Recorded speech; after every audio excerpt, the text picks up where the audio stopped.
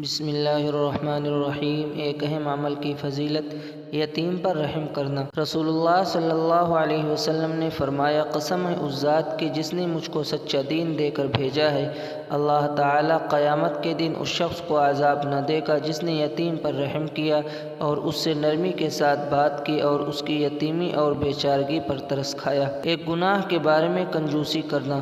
قرآن میں اللہ تعالیٰ فرماتا ہے، جو لوگ اللہ تعالیٰ کے عطا کردہ مال و دولت کو خرچ کرنے میں بخل کرتے ہیں، وہ بالکل اس گمان میں نہ رہیں کہ ان کا یہ بخل کرنا ان کے لیے بہتر ہے، بلکہ ان کے لیے بہت برا ہے۔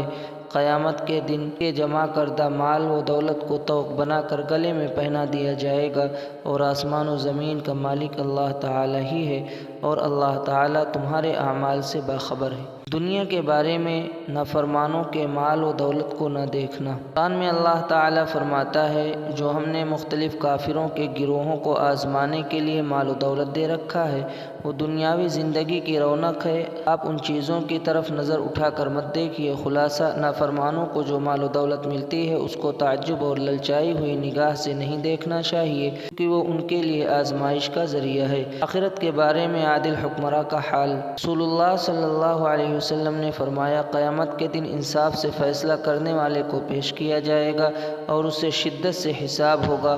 وہ تمنا کرے گا، کبھی بھی دو آدمیوں کے درمیان ایک کھجور کا بھی فیصلہ نہ کیا ہوتا۔ فائدہ، طرفداری اور ناانصافی کر کے فیصلہ کرنے والوں کو سوچنا چاہیے کہ قیامت کے دن ان کے ساتھ کیسا سخت معاملہ کیا جائے گا۔ طب نبوی سے علاج۔ انار سے معدے کی صفائی۔ رسول اللہ صلی اللہ علیہ وسلم نے فرمایا، انار کو اس کے اندرونی چھلکے سمیت کھاؤ کیونکہ یہ معدے کو صاف کرتا ہے۔ فائدہ، علامہ ابن قیم رحمۃ اللہ علیہ فرماتے ہیں کہ انار جہاں معدے کو صاف کرتا ہے، وہیں پرانی کھانسی کے لیے بھی بڑا کارآمد پھل ہے۔ نبی صلی اللہ علیہ وسلم کی نصیحت۔ رسول اللہ صلی اللہ علیہ وسلم نے فرمایا، جب تم کسی گھر میں داخل ہو تو گھر والوں کو سلام کرو، اور جب تم گھر سے نکلو تب بھی سلام کر کے گھر سے نکلو۔